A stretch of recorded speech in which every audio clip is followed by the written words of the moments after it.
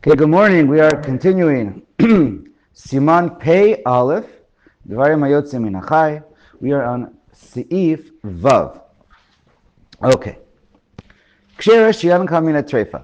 So here we have a kosher animal, and it generally we're talking about a kid, a little calf, and it's drinking from a mother, but not its mother. It's Mina Trefa.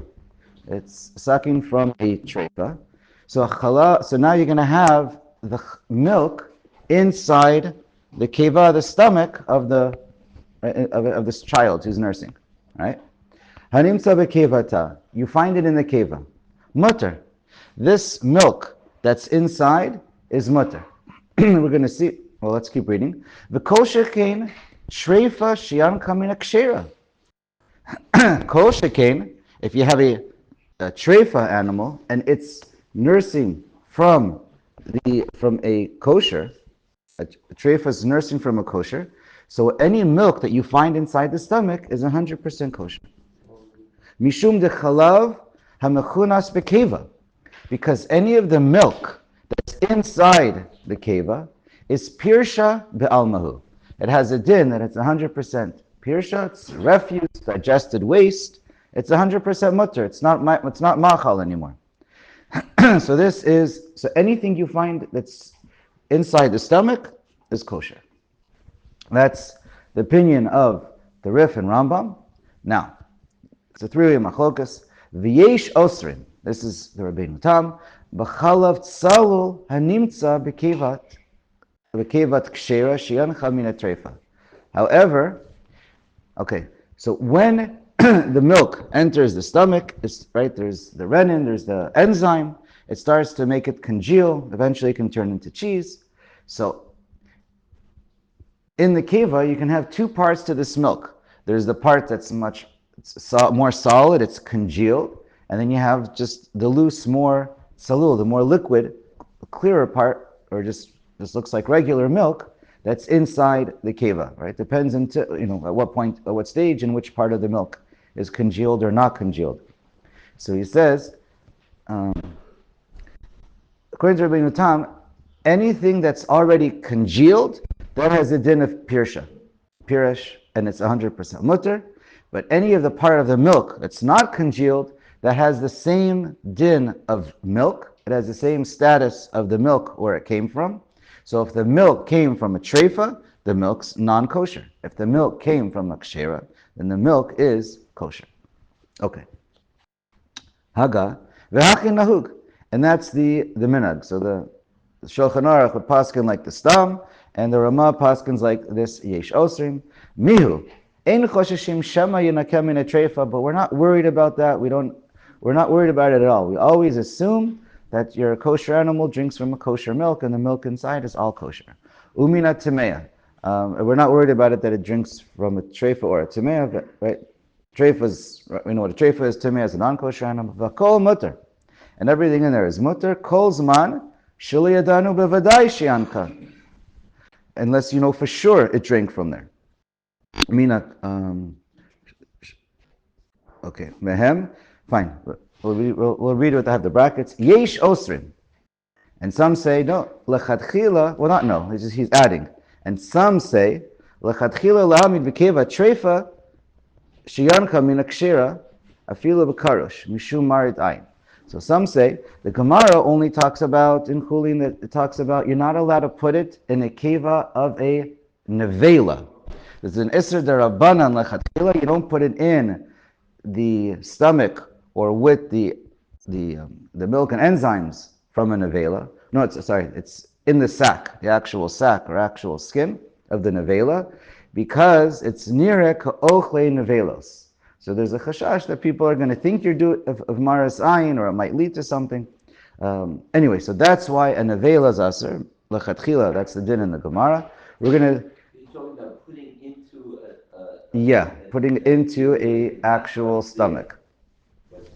Right, actual stomach of a nevela, that's a problem. That's aser lechatchila.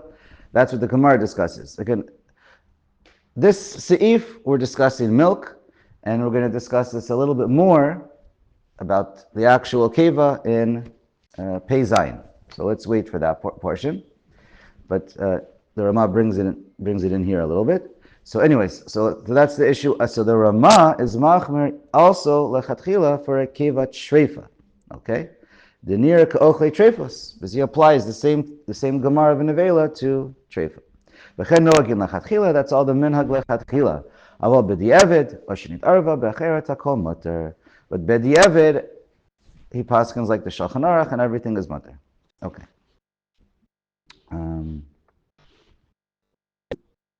Fine. Okay, let's go to Zayin. Chalav isha. So now the human or milk from a woman, right? As far as I know, it doesn't come from men. Mutter. It's mutter to drink. It's all kosher. It doesn't matter if it's from a Jew or a non-Jew. It's mutter. There is a nice in the Gemara that the man didn't breastfeed. Okay, thank you. Except for the... No, I know. Okay. Exception. But yes. There's a story in the Gemara, and nowadays it's surgery or hormones. Okay. Okay. So anyways, chalav isha is mutter. Now, mina din, it doesn't matter if it's Jewish or non-Jewish, and it's part of the milk. It's, yes, we know that as far as metamte metalev, it's obviously, it's going to have an effect on a person, on their neshama, their mind, their heart, if it's from a non-Jewish woman. So we know from famous story of Moshe Rabbeinu where we stay away from that, from non-kosher milk, from a non-kosher woman. Okay, v'hu shepiresh. Now, the only time it's really we're talking about v'hu shepiresh kagon shechalavto letoch kli.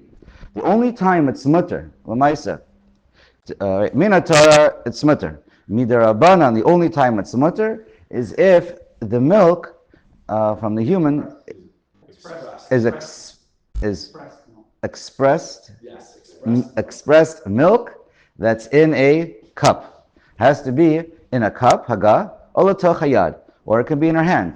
It has to be removed. It has to be separate from her breasts. Aval gadol hayonek mishadei imo, but a gadol really means just mishadei isha. I don't know what I said. Sorry. Aval gadol hayonek mishadei isha, kiyonek sheretz. So the halacha says, this is from the Gemara, it's a din derabanan, any gadol, any man, anyone who's even, it would be a child, but we're definitely dealing who's above a certain age. We're going to get there in a moment. But okay, so it's usher to drink, to suck directly from the breasts of a woman, and whoever does so is kiyonek sheretz. So my version of the Shulchan Aruch has the word sheretz, creepy crawler, or whatever, an animal, and a Baal Chai. And in the Gemara, it had my version of the Gemara at home has we would normally have it says sheketz.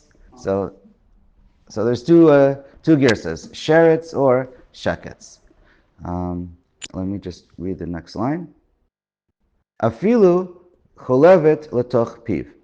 Even if his mouth is not on her breasts, even though it's just being excreted or expressed, and it's dripping into his mouth, that's also an isser derabanan. Umakino to makal mardut, and we give him lashes miderabanan. Perush al shemarad b'divrei Torah v'divrei sofrim. Like anytime a person goes against divrei Torah or divrei sofrim, he could be chayav makas mardus. Just a quick, what's the expression of sheketz? Where does it come from? It's a little bit unusual because we don't usually but we're dealing with ma'achalas asuros, and so that lends itself. The Rosh explains because what's the whole reason for this Isser Derabanan? Because we're afraid just by a woman, she is a human. We know human meat is Asr, and humans are not Malagera.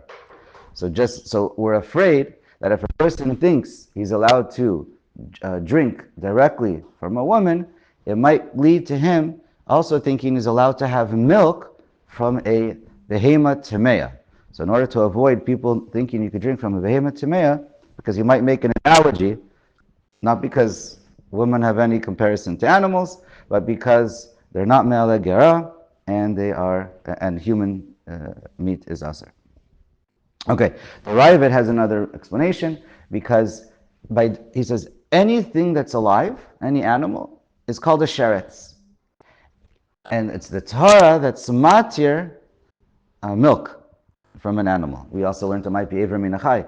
The Torah comes away, it comes to give a special limud that milk of a kosher animal is mutter, but everything. Where's the limud? I don't know the page exactly offline, but Where do you see the Chalav is um, no, so I don't remember the exact. Well, so there you go. Let's. That alone, yeah. I mean, if milk was usher, then there would be nothing to even talk about. So we're saying milk is mutter, Right. but you cannot have milk and meat together. So therefore, so then, if it's going to become a usher again, it goes back to becoming like a sheretz. In other words, we're not calling a woman a sheretz. We're saying al bal chai is usher. In very short, Davis Rabbanan, that it should never appear that you are doing something that is against Torah law, meaning you're taking something from a treifa, even though it's mutter, because someone might deduce that all things from a treifa are mutter. Okay. Fine. Anyways, it's a derabanan, and therefore, okay, kayonik sheretz. It's just an expression. That's the simple pshat. But okay. V'tinok yonik atzof arba shanim lebari v'chamesh lechola. Now, lechatchila, a child is allowed to nurse from his mother up to age 4, no problem, as far as the isser. And that's for someone who's regular and healthy, and someone who's weak is allowed even until until 5. That's imlo piresh. That's as long as he never stopped nursing. Right? I mean, in general, once a child stops nursing, it's not always easy to start again. But we're just talking about the halakha over here. Aval im piresh. Once the child, the baby, stops nursing, shekamalu shlosha yami me'et le'et. So then, if it's been 72 hours or 3 days, ke'achar esrim v'arba chodesh, and he's now 2 years old, lo yachzeruhu. It's usher for him to start re-nursing again. V'hu shepiresh mitoch buryav. We're talking about a child who's above 2 years old, and he stopped nursing while he was healthy. But if he only stopped because he was sick, he can't really nurse easily. So he stopped. He's allowed to start nursing again. Okay, so that's that. V'im yesh sakana machzirin afilu achar kama yamim. And if there's any issue of sakana, he can even start, even if he stopped nursing for many days, he can start nursing. He or she, the baby, can start nursing again. Ubetoch esrim ve'arba chodesh afilu piresh. So that's if he's above 2 years old. And then when there's a sakana and he needs to nurse, you can keep nursing as long as there's a sakana. As soon as the sakana stops, he has to immediately stop, because this case is when he stopped after 2 years old. Okay.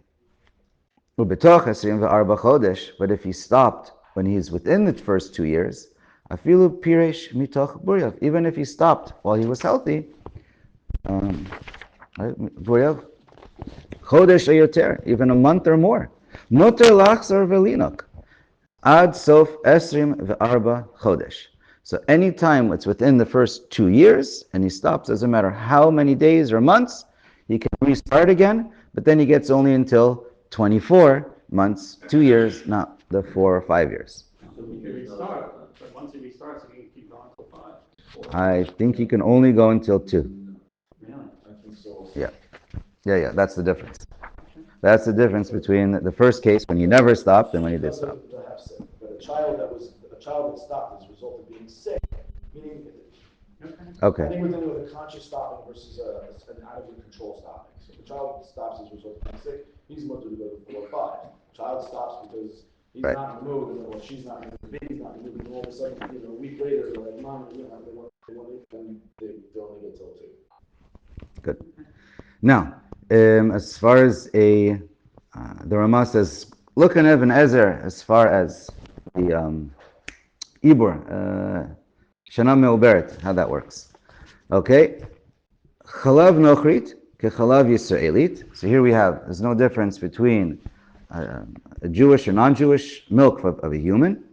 Umikol makom le'aniku tinok min nochrit im efshar b'Yisraelit. But you should never nurse from a nochrit if you could from a Jewish mother.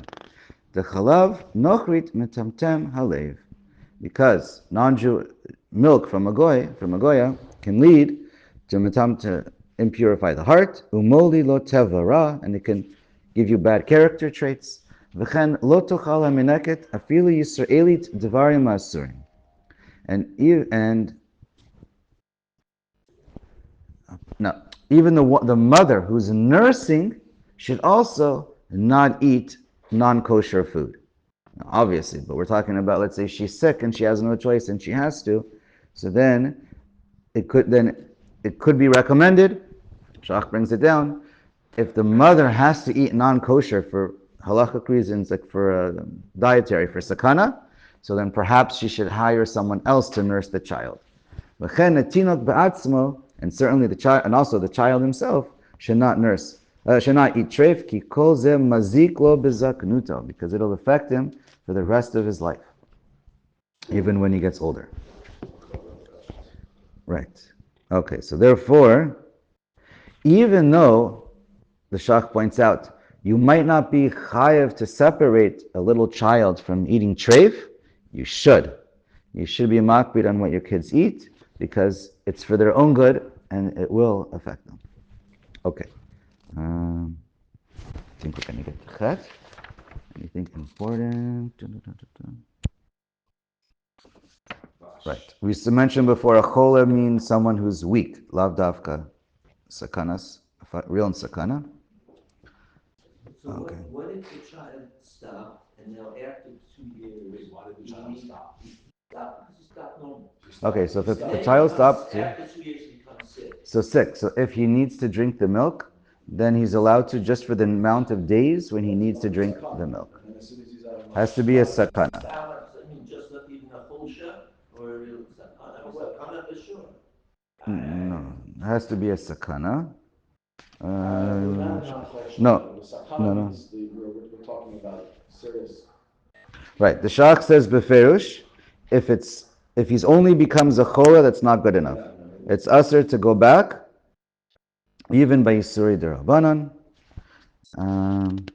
Right. Even by Yisuri derabanan, we're mafrish kids whenever it's kedera chanasan, which is what drinking milk is, kedera chana. Okay. Let's go to Chet.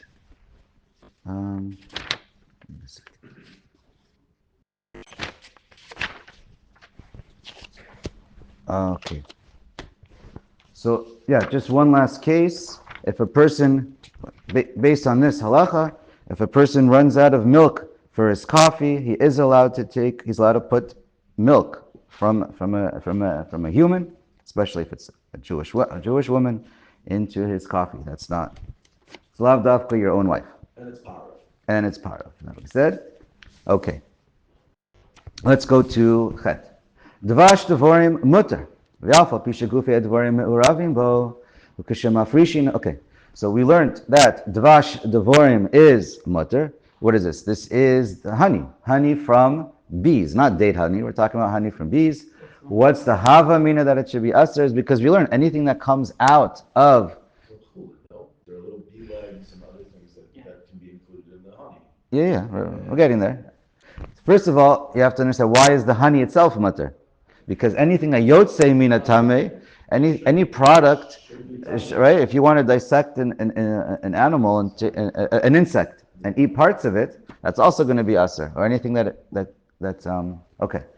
So they don't make milk, but if they would make milk, it'd be aser, right? Just like a behemoth tameah. But what about dvash? So the Chazal explain. So either it's gzeras akasuf. The Gemara has two opinions in the pasuk. What's the pasuk? I don't know. I don't always. Dvash, yeah. So that means dvash tomorrow. I will have to look that up for you. Sorry, I don't do proper homework on every drashas, gemaras, and rishonim. But doesn't We need to look it up. That's Okay, supposed to it's not be. the Gemara. I know the Gemara. I looked up the Gemara. It says Xeris Akasiv, but I forget exactly what it is. Okay, the second opinion is it says it's not really from the animal, from the bee itself. It's taken from the prachim, the flowers, or the pollen, or whatever. It takes what it takes, and from there, maybe it adds a little bit of enzymes, or it chews on it a little bit, whatever it does, and then it spits it right back out.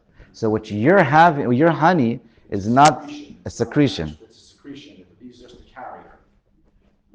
It adds a little something. But scientifically, the bee is just secreting. It's just a carrier. It's not actually. Correct. Well, it's adding something, an enzyme or something. But that's not what's going to make it usher.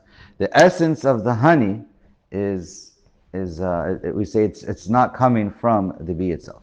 Okay, so that's why it's mutter. Now, when you make honey and you can be cooking it, right? So let's read. You can have pieces of the bee mixed in with the honey, like legs or whatever. And it all gets cooked together. Mishum dahave notein tam lifgam. So you don't have an issue of notein tam lifgam. An issue of tarovas iser, even because the bee itself and the legs itself is mamash aser. But we're saying it's not even an issue of notein of tarovas because the legs are notein tam lifgam. So that's Eat the legs? no, you can't eat the legs. Can't eat the legs. Right. And so therefore, ideally you're supposed to sift it out. Yeah, where does it say that? Anyway, I saw it. Anyways. Fine, let's keep reading. Tet. But yeah, you should sift it out. Lachatchila. Dvash, tsorin, v'gizim, perushmini dvorim v'tsorim. Some kind of hornets and other types of dvash. It's not called dvash stam, it's called dvash tsorin, or dvash gizim. So there's a machlokas in the Gemara, and the halacha is, it's mutter. It's, okay. Mainly because it's xeris akasuv, but even, anyway, so that's the machlokas in the Gemara, and that's the psak of the Shulchan Aruch. V'yesh misha oser, but there's an opinion that says it has a separate name, and therefore it's not excluded from the xeris akasuv. So therefore, it's just like every other insect. So that's the reasoning for that. Hagav ein anu tzrichin lachush, but this is not really relevant. We don't need to worry about it. Ki eino matzoi benenu klal. Nobody makes honey from hornets. Okay. Stam halacha kastam. It's the same. So it depends on the case. Each case is different. When you see yesh misha omer, if it's the yesh misha omer is either like v'yesh omrim, and halacha is like stam, or sometimes it's coming to explain the stam, and that's the opinion. But it could be there's only like one or two Rishonim who ever spoke about it, so then he might quote it as v'yesh misha omer. So it's hard to know without checking into it. I'll just the last minute, I'm just going to recap real quick. What did I do with it? From when just to make sure it's clear, just to clarify from the last halacha. Where was I? This is from Pei halacha bet.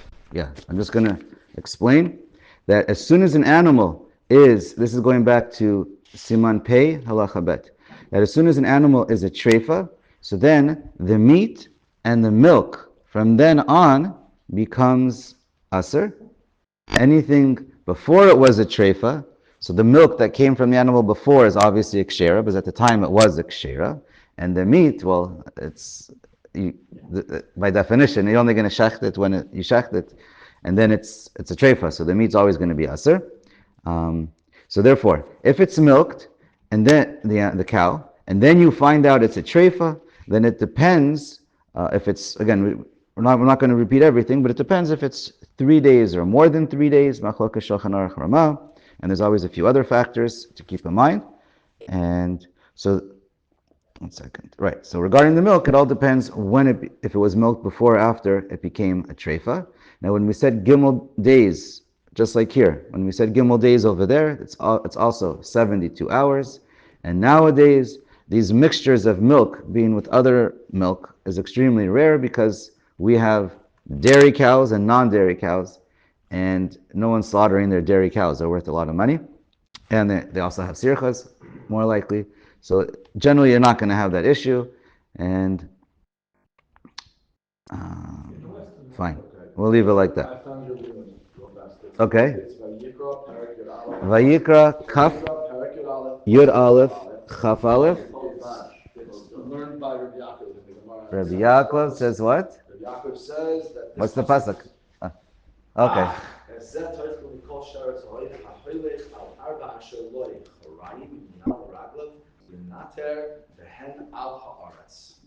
Okay, we'll stop. What does that do with Dvash? Oh, man.